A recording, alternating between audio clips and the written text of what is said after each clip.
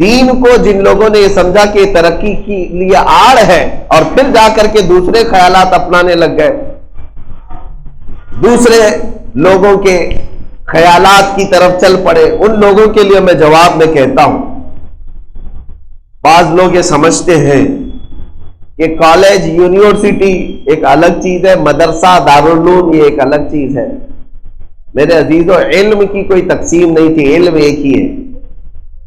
ذہن سے، اپنی نیتوں سے دین اور دنیا بنا لیا جاتا ہے۔ میں اکثر یہ کہا کرتا ہوں، دینی علم کیا ہے اور دنیاوی علم کیا ہے؟ یہاں کیٹیگری نہیں ہے دنیا میں اس طرح سے، دنیاوی علم یہ ہے، دینی علم یہ ہے، یہ تمہارے ذہن سے بنے گا۔ اگر آپ کالج میں فزکس، جیومیٹری، میتھمیٹکس، سائنس یہ پڑھنے کے لیے گئے، لیکن نیت یہ تھی کہ اس کے پڑھنے کے بعد میں اللہ کی رضا حاصل کروں گا، اور اس کے تخلیق کے مشاہدے کروں گا، تو کالج میں جانا بھی دینی علم ہے، یہ دینی علم ہے۔ میتھس پڑھنا، فزکس پڑھنا، سائنس پڑھنا یہ دینی علم ہو جائے گا تمہاری نیت سے۔ اور اگر کوئی مدرسے آتا ہے، حدیث کا علم ہے، تفسیر ہے، قرآن ہے، فقہ ہے، تصوف ہے، لیکن نیت یہ لے کر کے آتا ہے کہ میں مدرسے میں پڑھوں گا اور خوب کماؤں گا پیسے، مولانا بنوں گا، خوب پیسے کماؤں گا، لوگوں کی جے بیٹھوں گا، تو پھر یہ مدرسے میں پڑھنا ہی دنیاوی علم ہے، یہ دینی نہیں ہے۔ دینی اور دنیاوی تمہاری نیتوں سے بنتا ہے۔ میں بات یہ اس لیے عرض کر رہا ہوں کہ جن لوگوں کو ایسا لگتا ہے کہ دین کا حصہ یا دین کی طرف آنا یہ ہماری ترقیوں کے لیے آڑ بن جاتا ہے، یہ ان کی خام خیالی ہے۔ اس لیے کہ میں نے تاریخ میں ایسے بڑے بڑے کرداروں کو دیکھا ہے جو دین کے بڑے عالم تھے، لیکن دنیا میں ان کا کوئی مثال آج تک ان کی مثال نہیں دے سکتا۔ امام رازی رحمۃ اللہ تعالی علیہ بڑے عالم دین ہیں، لیکن جانتے ہیں آج دنیا میں سب سے پہلے میڈیکل سائنس میں بچوں کے امراض کے علاج، چلڈرن اور بھی دیگر امراض بہت سارے ایسے ہیں جن کو کیلیفورنیا یونیورسٹی میں بھی پڑھایا جاتا ہے۔ ان امراض کی نشاندہی کرنے والے دنیا میں سب سے پہلے وہ امام رازی ہیں، میڈیکل سائنس دنیا کو دینے والے۔ آلہ جراحی، آپریشن کا طریقہ امام رازی سے لیا گیا ہے۔ شیخ ابو علی سینا، انہوں نے طب میں بہت پہلے القانون نام سے کتاب لکھی جس میں پورے فارمولے لکھے ہوئے ہیں۔ میڈیکل سائنس آج بھی اس پر ڈیپینڈ کرتی ہے، شیخ ابو علی سینا۔ اور آپ الجبرا پڑھتے ہوں گے، کالج جانے والے جانتے ہیں، جابر بن حیان کا ایجاد کیا ہوا علم ہے۔ جابر بن حیان ایک بڑے عالم دین تھے۔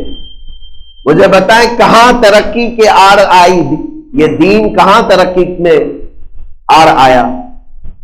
بلکہ ایک نہیں، 100 سے زیادہ میرے پاس ایسے نام ہیں جن کا جواب پوری دنیا میں آج کسی کے پاس نہیں ہے۔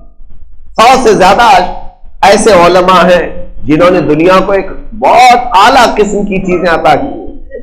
میرے عزیزوں، ان نوجوانوں کے دماغ میں یہ فطور آیا ہے کہ دین کی طرف پورا آنے سے ہم ترقی سے پیچھے ہٹ جائیں گے، اسی لیے بیچارے ایسے ویسوں کے پیچھے چلنے پڑتے ہیں۔ ان کو ایسا لگتا ہے کہ نہیں، ہیرو بننے سے بہت بڑے ہو جائیں گے، زیرو بنتے اور کچھ بھی نہیں بنتے۔ علماء ربانیین کی مثالیں اگر آپ کو میں پیش کروں، الجبرا آپ کو نے سنا ہوگا، میتھس کے کئی ایسے اصول ہیں جس کو سب سے پہلے ایجاد کرنے والے امام ہیثم ہیں۔ یہ سارے نام ہیں میرے عزیزوں۔ یہ گھڑی کا جو علم ہے، گھڑی جو آج دیواروں پہ لٹکی ہے یا آپ کے ہاتھ میں ہے، آپ مجھے ڈھونڈ کر کے نکال کر بتائیں کہ گھڑی کو سب سے پہلے ایجاد کرنے والا کون ہے؟ مصر کے ایک بہت بڑے عالم دین ہیں، انہوں نے سب سے پہلے گھڑی کا علم ایجاد کیا۔ دنیا کو کیا نئی چیزیں دی؟ ایروپلین جو اڑ رہے ہیں، یہ تو کئی 100 سالوں کے بعد آسمان پر کامیاب تجربہ کیا گیا، لیکن میں آپ کو بتاؤں 12ویں صدی میں ہی اس کا ایک تجربہ 2 مسلمان بھائیوں نے کیا تھا جو بڑے سائنس کے عالم دین بھی تھے. دنیا ان کو ہو سکتا ہے چھپا دے، لیکن تاریخ کی سچائیاں آج بتاتی ہیں. اسلام اور مسلمانوں نے پوری دنیا کو کیا کیا دیا، اس پر پوری ایک کتاب موجود ہے، ماذا قدم المسلمون الی العالم، کہ مسلمانوں نے پوری دنیا کو کیا دیا ہے. لیکن میں جن کے بھی نام بتا رہا ہوں وہ سب بڑے علماء تھے، عالم دین ہیں. قانون کے راستے پر اگر آپ دیکھیں لا ترتیب دینے والے سب سے پہلے علماء یہ امام اعظم ابو حنیفہ ہیں. پوری دنیا میں لا کے اعتبار سے جو آج قوانین چلتے ہیں، آج ہمارے آئی پی سی کے دھارا ہوا کرتے ہیں، کرائم ایکٹ ہوتے ہیں کہ یہ قانون 302 کا مطلب کیا ہے، 304 کا مطلب کیا ہے، 95 کا مطلب کیا ہے، یہ ساری چیزیں یہ قوانین بنائے گئے. سب سے پہلے لا ترتیب جو دیے گئے دنیاوی اعتبار سے میں بتا رہا ہوں پوری دنیا میں امام اعظم ابو حنیفہ رضی اللہ تعالیٰ عنہ کی کتابوں سے. عزیزان گرامی وقار، بات صرف مجھے اتنی کرنی ہے، دین کسی کے ترقی میں آڑ کبھی نہیں بن سکتا، بلکہ دین میں آنے کے بعد ترقی کی راہیں اور کشادہ ہو جاتی ہیں. اس لیے میں نوجوانوں سے کہتا ہوں کہ قرآن کی اس آیت پر عمل کر لو. اے ایمان والو، اسلام میں پورے کے پورے داخل ہو جاؤ. ایک بار حضور پاک صلی اللہ تعالی علیہ وسلم کے قدموں میں آ جاؤ، پھر آپ جس چیز کو رکاوٹ سمجھ رہے تھے، حقیقت میں آپ کے اوپر جانے کا وہی دروازہ ہے. حقیقت میں بلندی کا دروازہ یہی ہے. ابھی زیادہ دن نہیں ہوئے ہوں گے، شاید چند دنوں قبل ہمارے پاس ایک نوجوان ابھی بھی موجود ہے، وہ اپنی ایک نئی ایجاد لے کر کے آیا ہے. 20-25 سال کا لڑکا ہوگا، لیکن الحمدللہ باشرہ ہے، داڑھی ہے، ٹوپی ہے. اور ظاہر سی بات ہے میں نے اس کا پروجیکٹ دیکھا تو دل کو خوشی بھی ہوئی اس بات کی کہ آج پوری دنیا اس بات پر کوشش میں لگی ہوئی ہے کہ فری انرجی کیسے حاصل کی جائے. ظاہر سی بات ہے کرنٹ جو ہمیں بجلی مل رہی ہے اس کا سورس کیا ہے، کہاں سے یہ بجلی پیدا ہو رہی ہے. بجلی کے لیے ظاہر سی بات ہے یا تو پانی کے آج ذخائر سے بجلی پیدا کی جاتی ہے، یا ہواؤں سے پیدا کی جا رہی ہے، یا کول سے، کوئلے سے کرنٹ اور بجلی پیدا کی جا رہی ہے. یہی سارے طریقے، اور بھی کچھ طریقے ہیں، لیکن دنیا اس کھوج میں بھی ہے کہ فری انرجی ہو، نہ کول کی ضرورت ہو، نہ پانی کی ضرورت ہو، کوئی ایک ایسی چیز ہو جس سے کرنٹ ہمیشہ کے لیے بنتا ہی رہے اور سورس کچھ بھی نہ رہے. تو اسے ایک نوجوان نے، 20-25 سال کے نوجوان نے چمک سے، مقناطیس سے، میگنیٹ سے فری انرجی تیار کرنے کا کامیاب تجربہ کیا، اور ابھی اس کا پروجیکٹ ہے، موجود ہے. اللہ کرے کہ اسے اور کامیابی ملے.